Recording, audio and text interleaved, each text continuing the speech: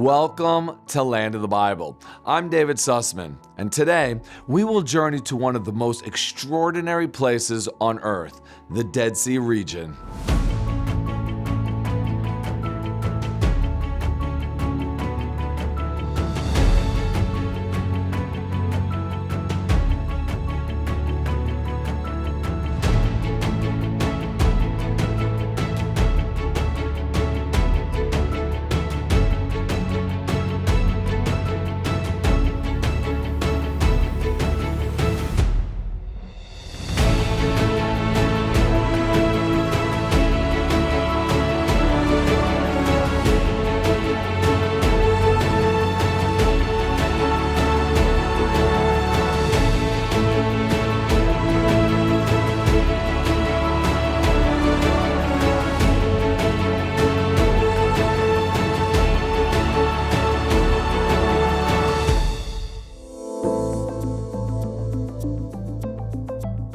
The moment one descends into the valley, something changes. The air, it feels thicker. The land grows quieter. You are entering into the lowest place on earth, a sun-scorched basin, cradled between cliffs, carved out over millennia by tectonic shifts and time.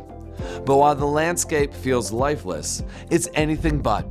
The Dead Sea Basin holds layers upon layers upon layers of ancient memory, geological, historical, and deeply spiritual. In this episode, we'll explore the ruins of ancient Jericho, possibly the oldest city on earth.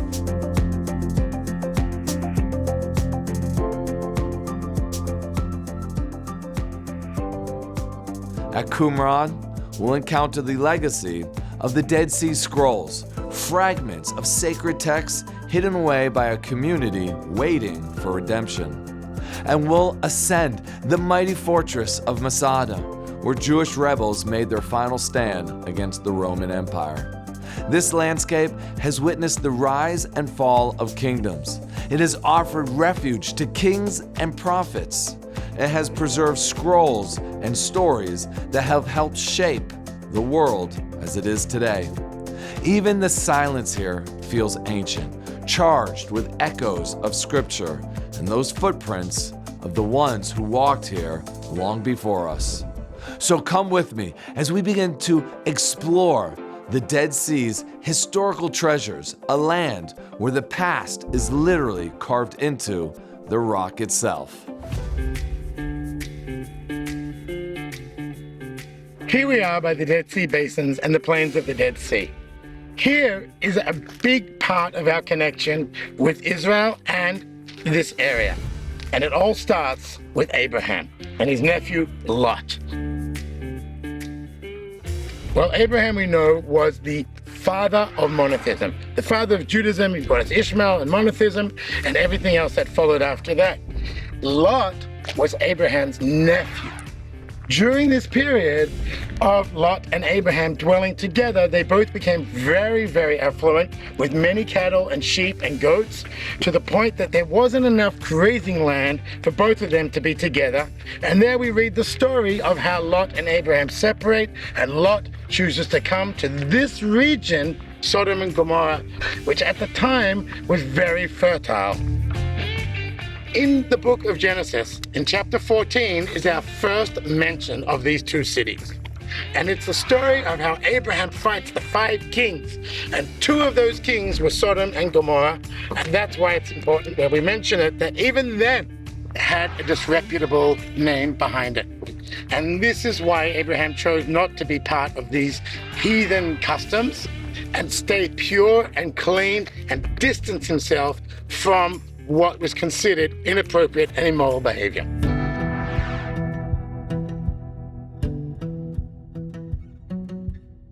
It's because of this immorality that God had finally decided enough is enough, and I'm going to go and destroy the cities of Sodom and Gomorrah.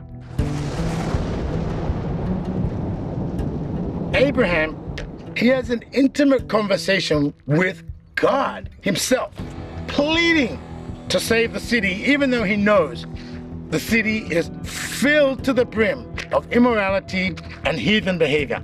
But yet he's still willing to negotiate with God that he even says, please, even if there's 10 righteous people, can we save the city?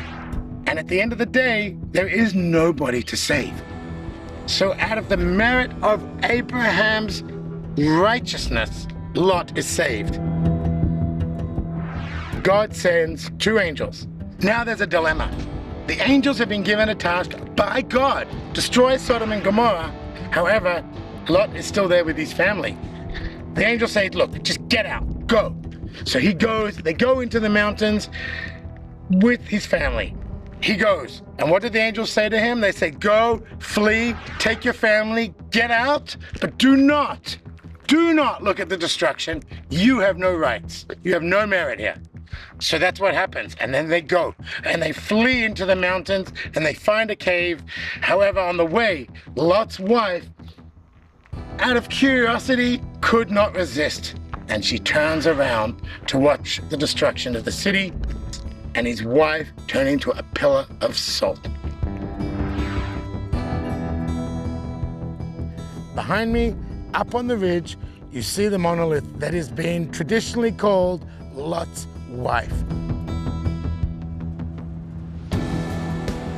We do see the image of a body, of a woman's body, and over the generations, it became a great sign of where and what happened at that fateful, historical, and ancient biblical event.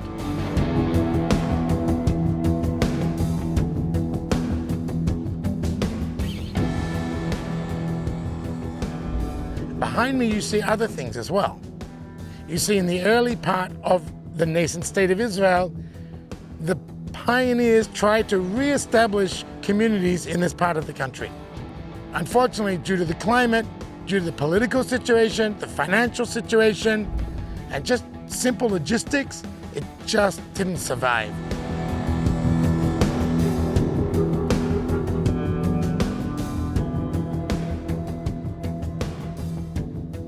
These caves are karstic. They're mainly salt and limestone, and what that means is that when the moisture or the rain or even simple earthquakes happen, these cavities not only can be dangerous with rocks falling in, as you can see in the back of the cave over here, but it is also creating these beautiful spaces.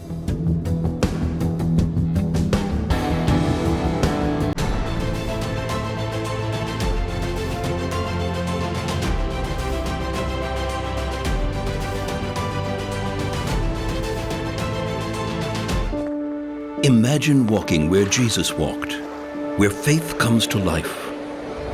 Feel the Bible story unfold around you, from the green Galilee to Jerusalem's ancient streets. Experience the serene and welcoming land of the Bible, where miracles happen. Put your heart where His footsteps are. Visit Israel.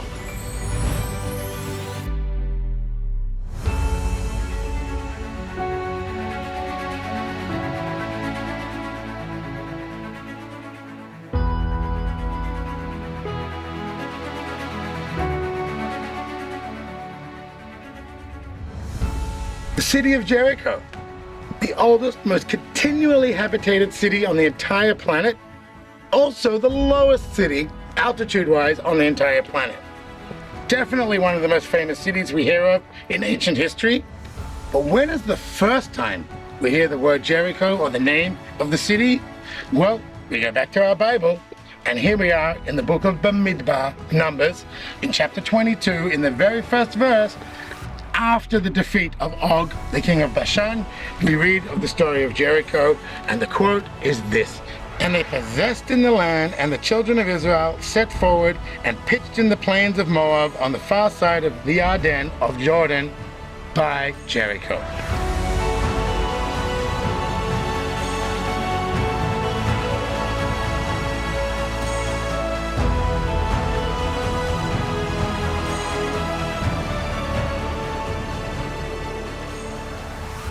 The conquest of the city of Jericho. It's probably one of the most famous stories in the entire Bible. Finally, after 40 years of wandering through the desert, the older generation dying off, seeing the miracles of the Exodus of Egypt, getting the Torah scroll on Mount Sinai, receiving the blessings of the fire, everything that the Israelites had experienced for 40 years in the desert is coming to a climax. Joshua is now the head of Israel. Moses is no longer with us, and we are on the cusp of conquering the land, the promised land.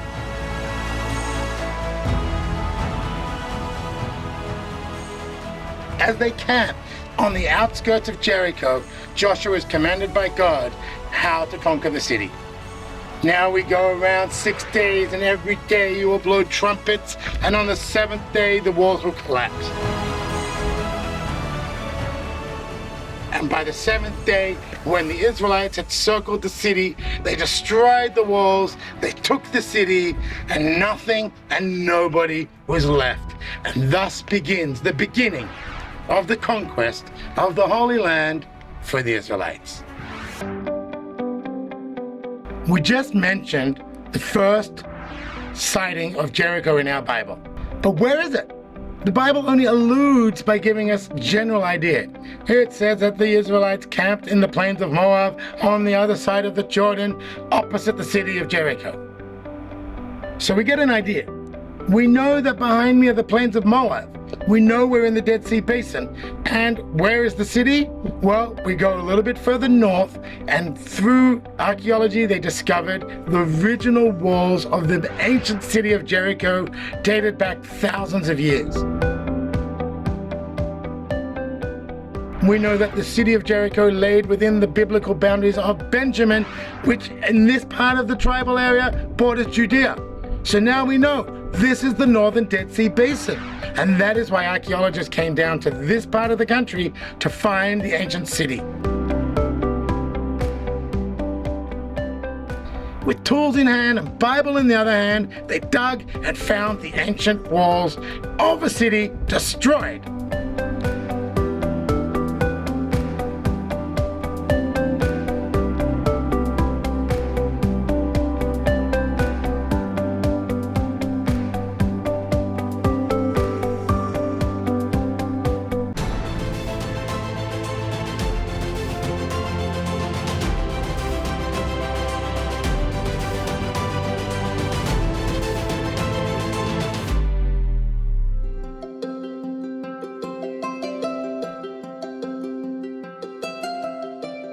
The Dead Sea Scrolls, without a doubt, the most famous and wonderful archaeological find in modern times.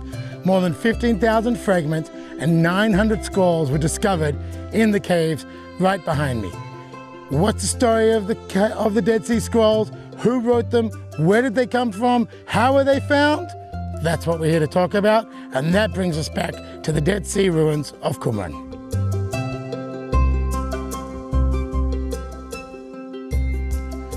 So here we are in this wonderful archaeological site. What are we seeing? Well, look around. We can clearly see defined rooms. We've found ovens in communal dining halls. We've found mikvaot, ritual baths, and a number of them too. They found other sleeping quarters. There are channels for water supply coming from many hundreds of meters away. Clearly, the people in the community that lived here were more advanced. They were able to build, they developed. Who were they? How long were they here? What did they do in their daily lives? And how did they survive the harsh conditions of the Judean desert by the Dead Sea Basin? Today we know them as the Essenes. The Essenes lived here for approximately 200 years, somewhere in the middle of the 2nd century, right up until after the destruction of the Second Temple, when Titus and his troops started heading out of Jerusalem towards the east, towards Masada for the final stand. Who were these Essenes? Who were the Pharisees? Who were the Sadducees? What was going on in Jerusalem and in Judea at this time? Well, let's go back to 2,000 years ago, during the reign of Herod, and even post-Herod the Great, the Second Temple period. Jerusalem was a mess geopolitically. There were actually close to 24 different sects all over the area. The main ones that we talk about, the main ones that we know about, the main ones that gave us the continuation of Judaism as we know it were the Sadducees, the Tzaddokim in Hebrew. These were the high priest class. Then you had the Pharisees. These were the middle area, who today gave us the Torah because of their acts, and the Essenes. These are the people that were discovered to have lived here, and today we call them the Essenes, the ones living here in Qumran. The Essenes themselves separated themselves from the major community of Jerusalem and the other sects that were living there and around Judea. They felt that their lives were not going to be pure or ascetic enough to stay in Jerusalem with the corruption, the briberies, the impurities of how the Jewish people were behaving and living in Jerusalem. Now remember, this is all leading up to the destruction of the Second Temple. The second revolt that happened, the major great revolt that happened, hadn't begun yet.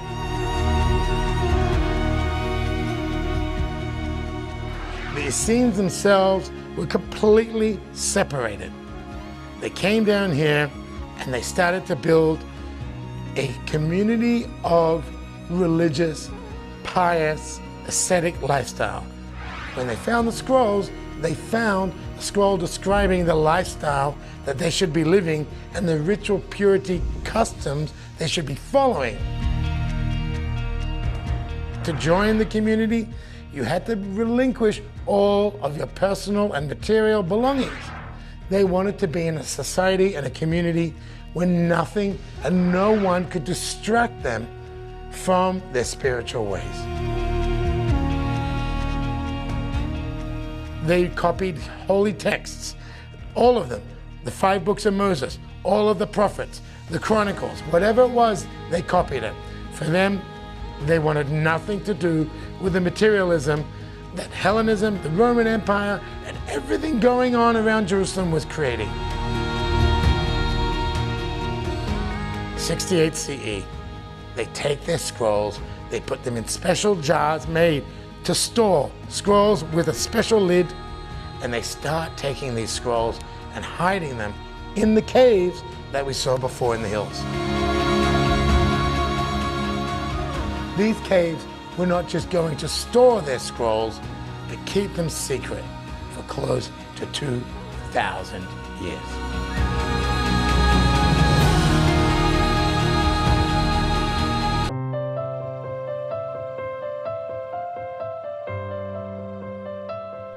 We also know the stories of John the Baptist. We understand from these stories that John may have spent some time here. We found scriptures here with the name Yochanan, which can also be translated to John, John the Baptist. Baptist in Greek means to dip, literally, to dip. Okay, and this is where the name comes from. He probably learned that from the Essenes here, because dipping in the ritual baths, the mikvaot, they did it twice a day. It was a purity act. So therefore, the whole idea of using water for purification is not new. John just continued this. And after a couple of years of being in this community, we hear the story that he left. And then later on, when he was killed and beheaded, they talk about that. And was it the same John? Was it the same Yochanan that was here? We don't know, but it's very likely, based on our testaments with Luke and Matthew and his location of his residence, that he lived just north of where we are now, along the Jordan River.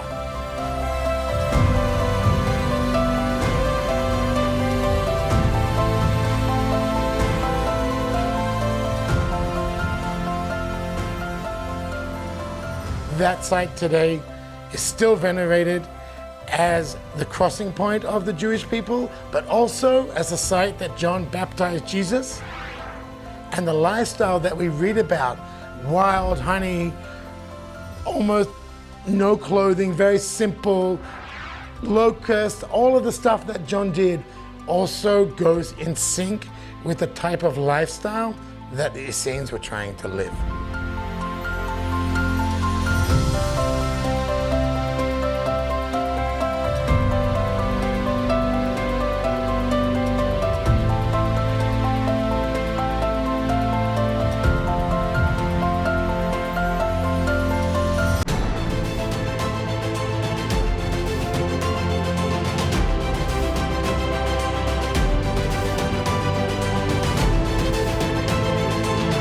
I will bless those who bless you, God promised Abraham. Embrace this covenant by connecting with the people of Israel. From Jerusalem's stones to Galilee's shores, experience living faith through their traditions and hospitality.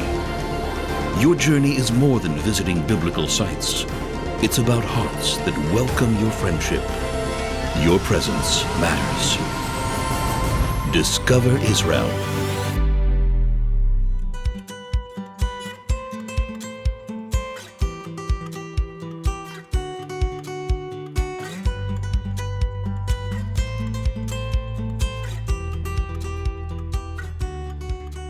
Masada, the most iconic antiquity site here on the Dead Sea Basin shoreline.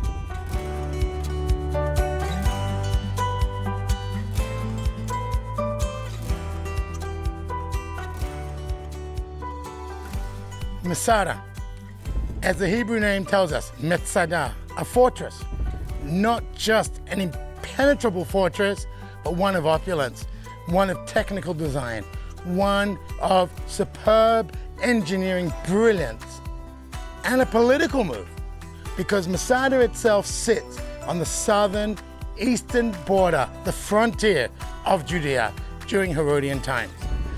This is the border of Judea. What's beyond it, east and south, are enemies.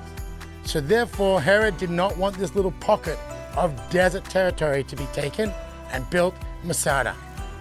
And opulence, wow. Well, we already know about Herod's crazy, sadistic, and Hellenistic ways. However, when it came to luxury, he was no stranger. He built Masada to have pools, to have water, to have fountains, but not just the fortress, but built for entertainment. Herod built these opulent palaces for entertaining the Roman aristocracy during the winter months. So much so that when they came to visit, he imported food from the Mediterranean, sometimes even from Rome itself, just to entertain and to appease, and most importantly, to show off. There's actually two parts of the story to Masada. Everybody knows how Herod built the palaces. However, what about the second part of our story? And that is the end of the Great Revolt in the year 73 CE.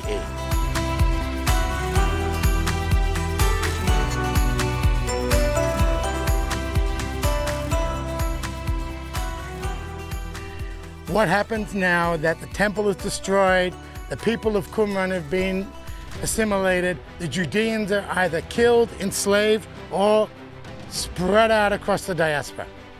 The few that are left, the zealots, on top of Masada, have been there for years, watching as Jerusalem divides and conquered by the Romans. They continue to fight the Romans.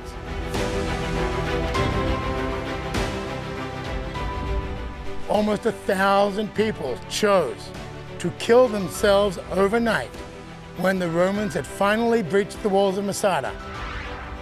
And their famous words of "we shall choose death over slavery" echo 2,000 years later. Masada today is uninhabited and has been for more than 1,400 years.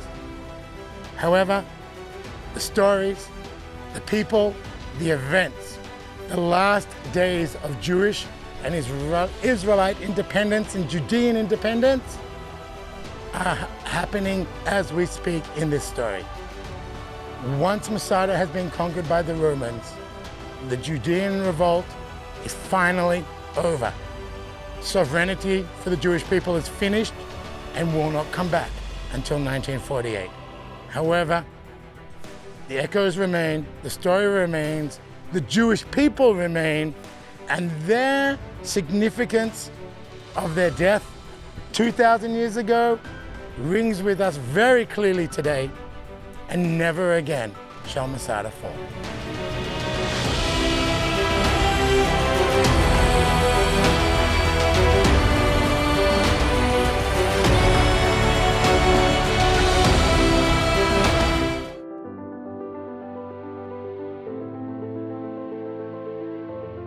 Tel Dan combines natural beauty and deep biblical significance. Its ancient gates, flowing springs, and layers of history make it one of Israel's most important archaeological parks. The site offers direct connection to the era of the patriarchs and the Kingdom of Israel.